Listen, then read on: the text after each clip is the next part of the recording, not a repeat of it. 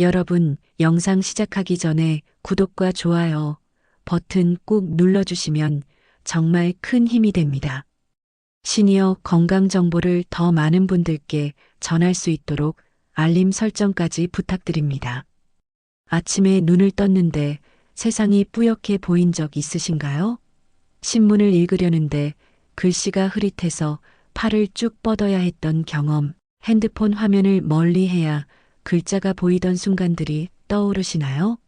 아니면 오후만 되면 눈이 뻑뻑하고 침침해져서 아무것도 하기 싫었던 날들, 밤에 가로등 불빛이 번져 보여서 온전히 두려웠던 기억이 있으신가요?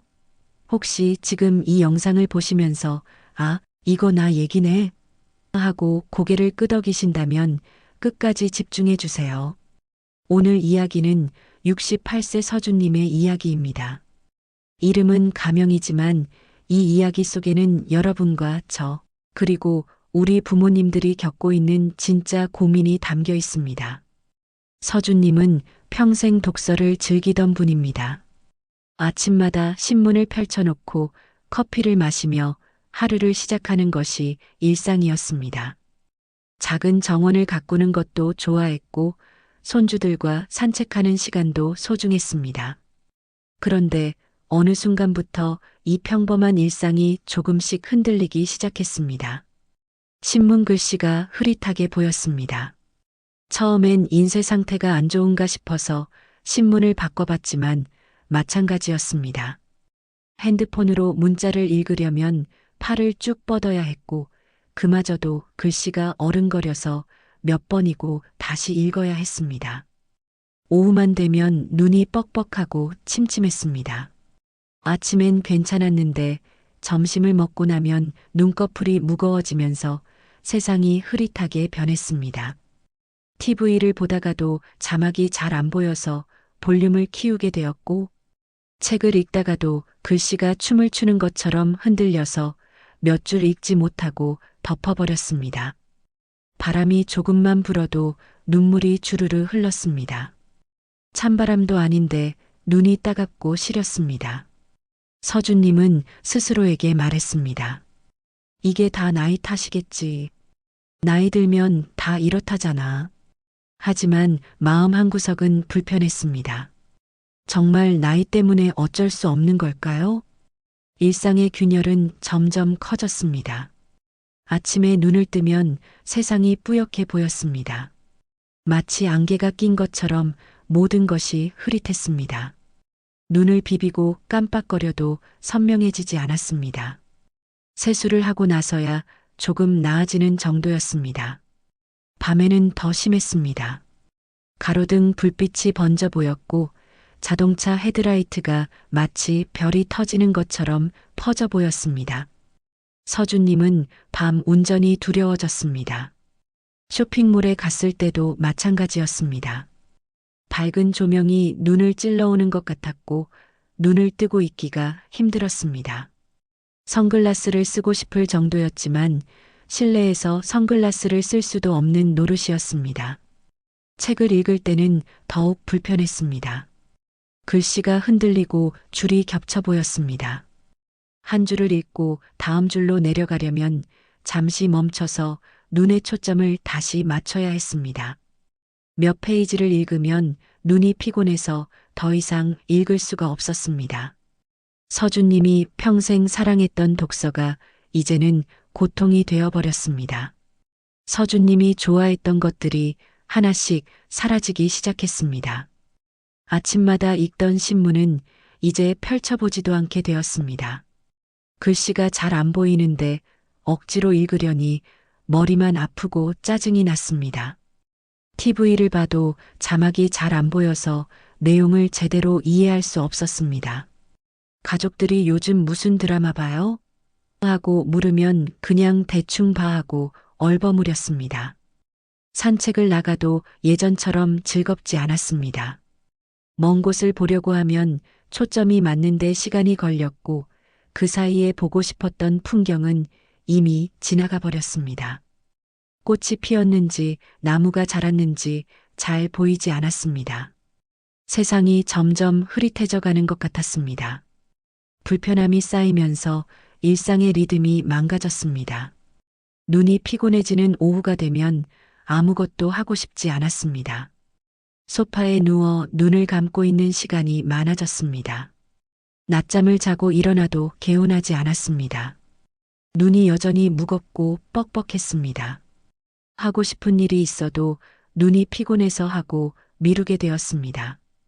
친구가 영화 보러 가자고 해도 요즘 눈이 좀 안 좋아서 하고 거절했습니다. 손주들이 할아버지 책 읽어주세요 하고 조르면 마음은 아픈데 눈이 따라주지 않아서 다음에 읽어줄게 하고 약속을 미뤘습니다. 대면으로 대화를 할 때도 불편했습니다. 상대방의 표정이 잘 안 보였습니다. 웃고 있는지 화가 났는지 구분하기 어려웠습니다. 눈에 초점이 흐려서 상대방의 얼굴이 희미하게 보였습니다. 서준님은 점점 사람 만나는 것을 피하게 되었습니다. 대화를 해도 상대방의 표정을 제대로 읽지 못하니 소외감이 느껴졌습니다. 혹시 내가 이상한 말을 한 건 아닐까? 상대방이 불편해하는데 내가 눈치를 못 챈 건 아닐까 하는 불안감이 생겼습니다. 감정도 변했습니다. 짜증이 늘었고 작은 일에도 화가 났습니다. 가족이 왜 그래요? 하고 물으면 아무것도 아니야 하고 돌아섰지만 속으로는 답답하고 우울했습니다.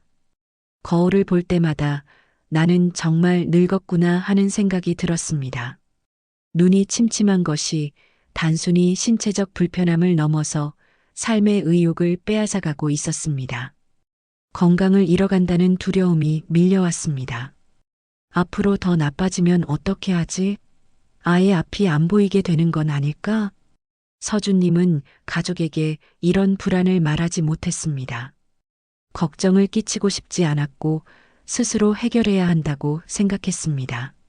그렇게 서준님은 체념형 외로움 속에 갇혀갔습니다. 하지만 정말 나이 때문에 어쩔 수 없는 걸까요? 일부 전문가들은 눈의 변화가 단순히 나이만의 문제가 아니라고 이야기합니다. 물론 60대 이후에는 눈에도 자연스러운 변화가 나타나는 경향이 있습니다. 하지만 그것만으로 설명되지 않는 부분들이 있습니다. 많은 경우 눈의 불편함은 근육의 변화, 눈물막의 변화, 수정체의 변화, 그리고 평생 쌓인 습관들이 복합적으로 작용해서 나타난다고 합니다. 먼저 눈 근육의 변화를 살펴보겠습니다. 우리 눈에는 초점을 맞추는 모양체근이라는 작은 근육이 있습니다. 이 근육이 수축하고 이완하면서 가까운 것과 먼 것을 번갈아 볼 수 있게 해줍니다. 나이가 들면 이 근육의 탄력이 감소하는 경향이 있습니다. 고무줄을 오래 사용하면 늘어나서 탄력을 잃는 것처럼 모양체근도 시간이 지나면서 유연성이 떨어집니다. 그래서 가까운 글씨가 흐려지고 초점을 맞추는데 시간이 걸리는 것입니다. 또한 눈을 움직이는 미세 근육들도 쉽게 피로해집니다. 오랜 시간 같은 거리만 보고 있으면 이 근육들이 경직되고 뭉쳐서 눈의 움직임이 부드럽지 못하게 됩니다. 두 번째는 눈물막의 변화입니다. 우리 눈 표면은 눈물로 덮여 있습니다. 이 눈물막이 눈을 촉촉하게 유지하고 외부 자극으로부터 보호합니다. 나이가 들면 눈물 분비량이 감소하는 경향이 있습니다. 눈물샘의 기능이 떨어지고 눈물의 구성 성분도 변하면서 눈이 건조해집니다. 건조함이 심해지면 눈이 뻑뻑하고 따갑습니다. 역설적이게도 건조함이 심하면 오히려 눈물이 더 많이 나오기도 합니다. 이것을 반사성 눈물이라고 하는데 눈이 자극을 받으면 보호하기 위해 눈물이 과도하게 분비되는 현상입니다. 그래서 바람만 불어도 눈물이 줄줄 흐르는 것입니다. 세 번째는 수정체의 변화입니다. 수정체는 눈 안에 있는 렌즈로 빛을 굴절시켜 망막에 상을 맺게 합니다. 나이가 들면 수정체의 투명도가 떨어지는 경향이 있습니다. 수정체가 조금씩 혼탁해지면서 빛이 산란됩니다. 이렇게 되면 빛이 번져 보이고 특히 밤에 가로등이나 자동차 불빛이 퍼져 보입니다. 또한 수정체의 조절력이 저하되면서 초점을 빨리 맞추지 못하게 됩니다. 가까운 것을 보다가 먼 것을 보려면 한참 시간이 걸리고 그 반대도 마찬가지입니다. 네 번째는 신경과 혈류의 변화입니다. 눈도 다른 신체 부위와 마찬가지로 혈액 공급이 필요합니다.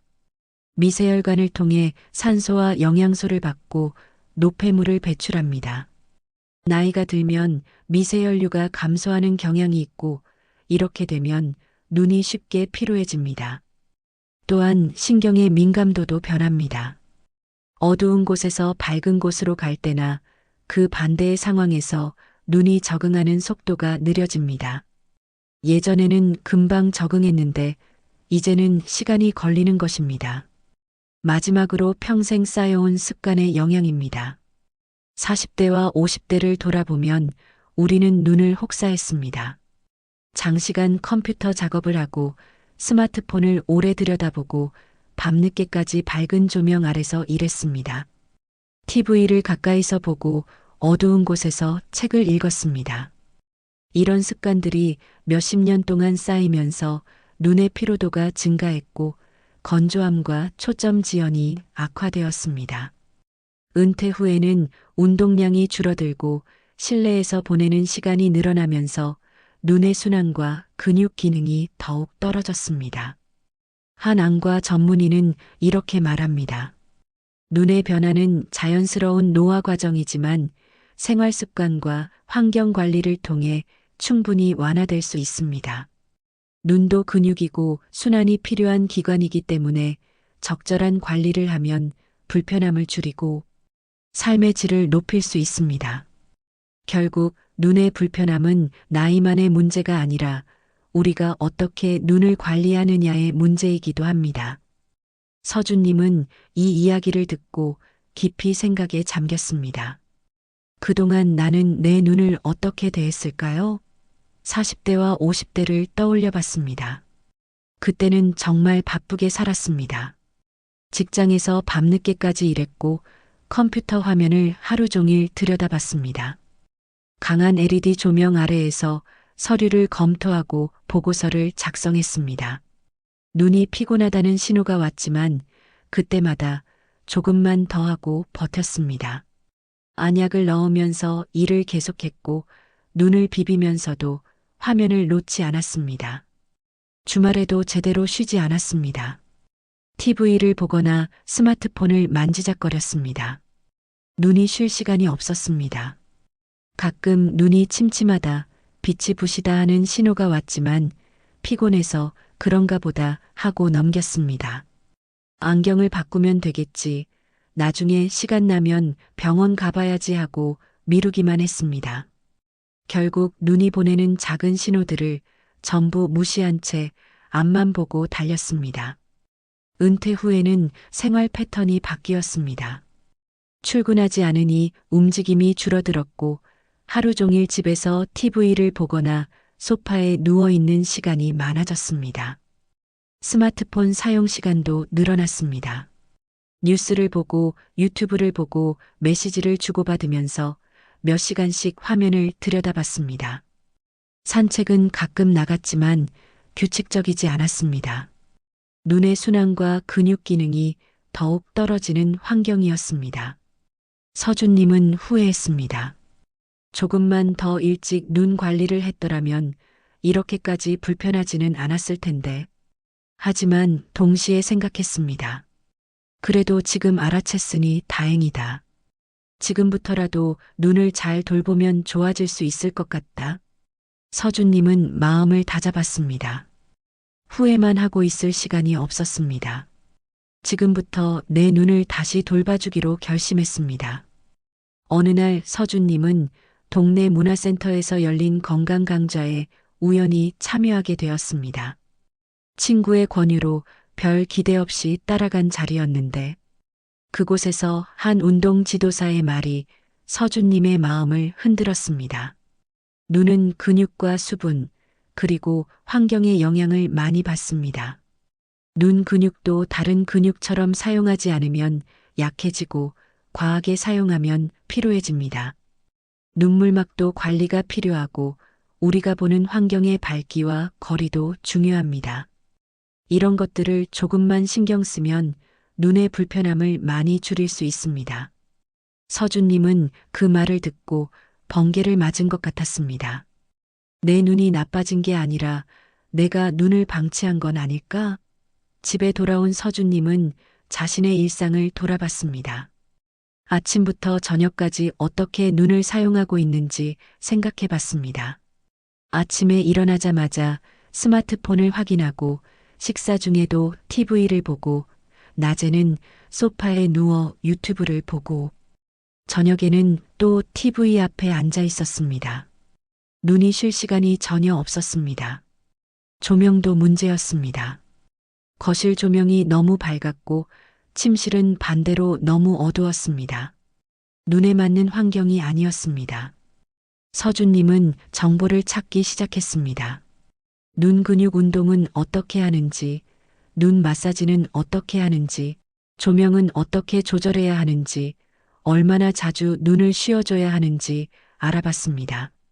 수분 섭취도 중요하다는 것을 알게 되었고, 어떤 음식이 눈 건강에 도움이 되는지도 배웠습니다. 작은 실천들이 눈피로 감소에 도움이 될 수 있다는 사실을 알게 되면서 희망이 생겼습니다. 서준님은 결심했습니다. 늦었지만 지금부터라도 해보자. 내 눈을 다시 돌봐주자. 그날 밤부터 서준님은 눈 관리 일기를 쓰기 시작했습니다. 오늘 눈이 어땠는지, 무엇을 했을 때 편했는지, 어떤 상황에서 불편했는지 기록했습니다. 이 작은 기록이 나중에 큰 도움이 될 것이라고 믿었습니다. 서준님은 다음 날부터 본격적으로 눈 관리를 시작했습니다. 전문가의 조언을 참고해 4주 프로그램을 계획했습니다. 이 프로그램은 진단이나 치료가 아닙니다. 누구나 할 수 있는 눈 근육 운동과 순환 개선, 이완 중심의 생활 관리 방법입니다. 개인차가 있으므로 불편함이 있다면 안과 전문의와 상담이 필요합니다. 첫 번째 주의 목표는 긴장된 눈 근육을 이완하고 눈에 맞는 환경을 만드는 것이었습니다. 서준님은 매일 아침과 저녁으로 따뜻한 찜질을 시작했습니다. 깨끗한 수건을 따뜻한 물에 적셔서 가볍게 짠 다음 눈 위에 올려놓고 5분간 휴식했습니다. 따뜻한 온기가 눈 주변 근육을 부드럽게 풀어주고 혈액순환을 촉진했습니다. 처음 해봤을 때 눈이 편안해지는 느낌이 들었습니다. 관자놀이와 눈썹 아래 뼈 부분을 가볍게 마사지했습니다. 손가락 끝으로 부드럽게 원을 그리듯 문질러주면 뭉쳐있던 근육이 풀리는 느낌이었습니다. 하루에 2~3번 각각 2분 정도씩 해줬습니다. 또한 20-20-20 규칙을 실천하기 시작했습니다. 이것은 20분마다 20피트, 약 6m 정도 떨어진 곳을 20초 동안 바라보는 것입니다. 스마트폰이나 TV를 볼 때 타이머를 맞춰놓고 20분마다 멈춰서 창밖을 바라봤습니다.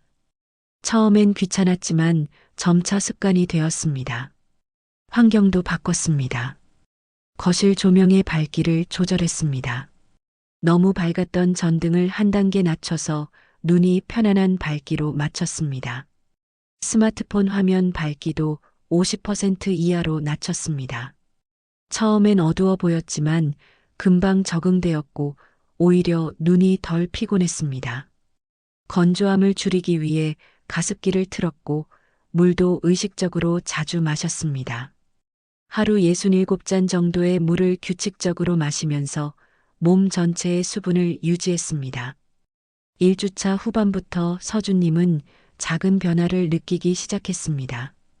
오후에 눈이 뻑뻑한 느낌이 조금 덜했고 밤에 눈이 피곤해서 책을 못 읽던 것이 조금 나아졌습니다. 아직 완전히 좋아진 건 아니지만 뭔가 달라지고 있구나 하는 느낌을 받았습니다. 2주차에는 눈 근육을 직접 운동시키는데 집중했습니다. 첫 번째 운동은 초점 이동 운동이었습니다. 서준님은 의자에 앉아서 한 손의 엄지손가락을 눈앞 30cm 정도 거리에 두고 바라봤습니다. 엄지손가락에 초점을 맞춘 후 창밖에 먼 물체로 시선을 옮겼습니다. 다시 엄지손가락으로 시선을 돌렸습니다. 이렇게 가까운 것과 먼 것을 번갈아 보는 운동을 하루 3번, 각 23분씩 반복했습니다. 처음엔 초점이 빨리 맞지 않았지만 며칠 지나니 조금 빨라지는 것 같았습니다. 두 번째 운동은 눈 회전 운동이었습니다. 고개는 고정한 채 눈동자만 움직여서 위, 아래, 좌, 우, 대각선 방향을 천천히 바라봤습니다. 시계 방향으로 한 바퀴, 반시계 방향으로 한 바퀴 천천히 돌렸습니다. 이 운동을 하면 눈 주변의 미세 근육들이 자극을 받고 경직이 풀린다고 합니다. 하루 2~3번, 각 1분 정도씩 했습니다. 눈을 깜빡이는 연습도 했습니다. 평소에는 무의식적으로 깜빡이지만 화면을 볼 때는 깜빡임 횟수가 줄어든다고 합니다. 서준님은 의식적으로 눈을 자주 깜빡였습니다. 한번 깜빡일 때 꽉 감았다가 천천히 뜨는 방식으로 했습니다. 이렇게 하면 눈물이 골고루 퍼지면서 건조함을 줄일 수 있습니다. 2주차 말에는 확실히 변화를 체감할 수 있었습니다. 신문을 읽을 때 글씨가 조금 더 선명하게 보였고 초점을 맞추는 속도가 빨라졌습니다. 오후에 눈이 피곤한 느낌도 많이 줄어들었습니다. 서준님은 희망을 느꼈습니다. 이렇게 조금씩이라도 좋아지는구나. 3주차에는 눈의 혈액순환을 개선하는 데 집중했습니다. 눈과 얼굴은 미세혈류에 민감하기 때문에 전신의 순환이 좋아지면 눈도 함께 좋아진다고 합니다. 서준님은 매일 복식 호흡을 연습했습니다. 코로 천천히 숨을 들이마시면서 배를 부풀리고 입으로 천천히 내쉬면서 배를 들어가게 했습니다. 이 호흡을 5분 정도 반복하면 긴장이 풀리고 혈액순환이 촉진된다고 합니다. 아침에 일어나자마자 그리고 잠들기 전에 했습니다. 어깨와 목 근육을 이완하는 스트레칭도 추가했습니다. 어깨를 천천히 돌리고 목을 좌우로 부드럽게 움직였습니다. 어깨와 목이 뭉쳐 있으면 머리로 가는 혈류가 방해받고 이것이 눈의 피로로 이어진다고 합니다. 하루에 여러 번, 특히 오래 앉아 있었을 때 스트레칭을 해줬습니다. 햇빛 산책도 시작했습니다. 매일 오전에 10분 정도 밖에 나가 자연광을 쬐었습니다. 자연광은 눈의 조절 능력을 자극하고 비타민 D 합성에도 도움이 된다고 합니다. 선글라스 없이 부드러운 아침 햇살을 받으면서 천천히 걸었습니다. 과하지 않은 빛 노출이 눈의 피로를 완화하는 데 도움이 됩니다. 3주차 말에는 더욱 뚜렷한 변화가 있었습니다. 눈의 침침함이 많이 줄었고 글자가 예전보다 선명하게 보였습니다. 특히 오전 시간대에는 눈이 정말 편안했습니다. 오후에도 예전만큼 피곤하지 않았습니다. 밤에 가로등을 봤을 때 빛 번짐이 조금 덜한 것 같았습니다. 서준님은 스스로가 자랑스러웠습니다. 마지막 4주차에는 지금까지 배운 것들을 습관으로 정착시키는 데 집중했습니다. 서준님은 눈 휴식 리듬을 만들었습니다. 스마트폰을 30분 사용하면 3분 동안 눈을 감고 쉬었습니다.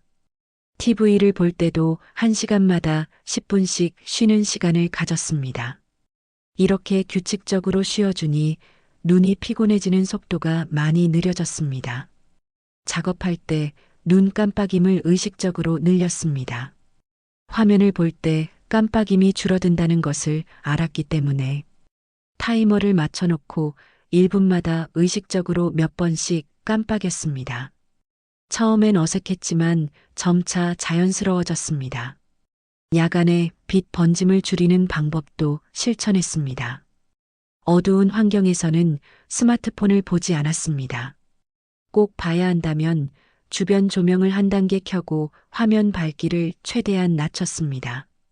침실 조명도 잠들기 전 1시간 전부터 어둡게 조절했습니다. 이렇게 하니 눈이 서서히 어둠에 적응하면서 수면의 질도 좋아졌습니다. 4주가 지나고 서준님은 놀라운 변화를 경험했습니다.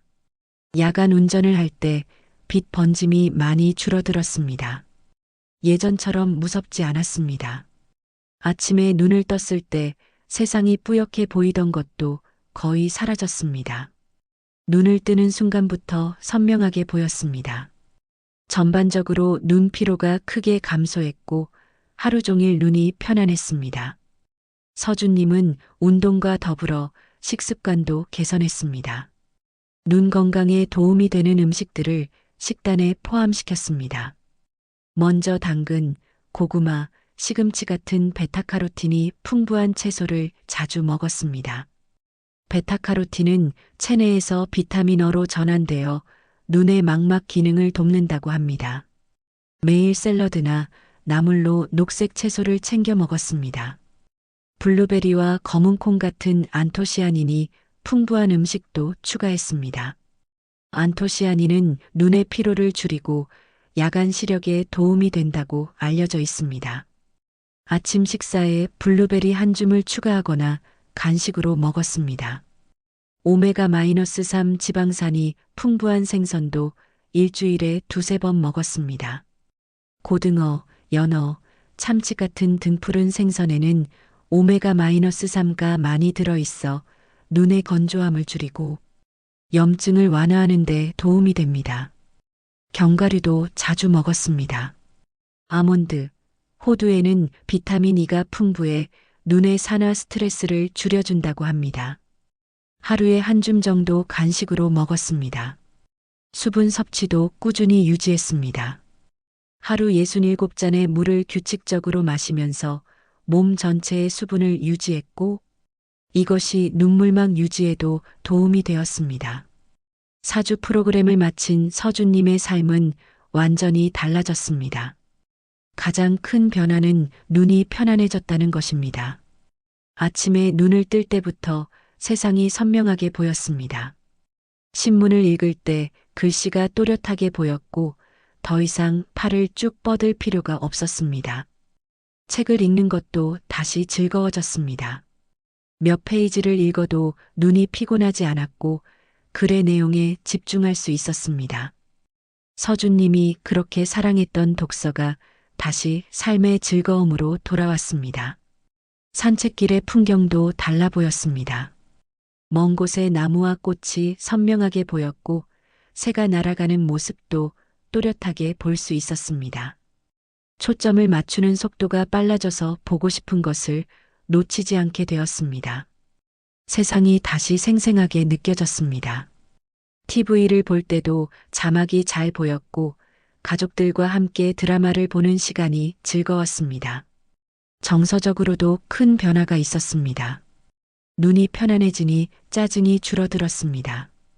작은 일에 화를 내지 않게 되었고 마음의 여유가 생겼습니다. 가족과의 대화도 늘어났습니다. 상대방의 표정을 또렷하게 볼 수 있으니 대화가 더 풍성해졌고 감정을 나누는 것이 즐거웠습니다. 손주들에게 책을 읽어주는 시간도 다시 시작했습니다. 할아버지 책 읽어주세요 하고 조르면 기쁜 마음으로 그래, 읽어줄게 하고 대답할 수 있었습니다. 서준님은 스스로를 돌보는 기쁨을 느꼈습니다. 매일 아침 눈찜질을 하고 눈 운동을 하는 시간이 소중했습니다.